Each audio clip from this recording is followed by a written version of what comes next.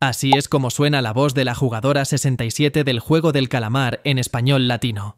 ¿Quién eres? La idiota que te traicionó. ¿Estás pidiendo que te traicione otra vez?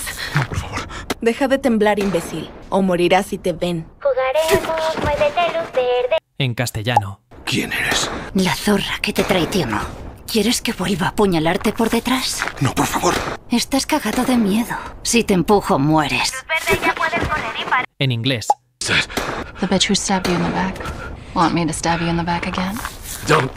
Quit shaking, asshole. They'll kill you if you get caught. Green light. En coreano, el idioma original. 누구냐?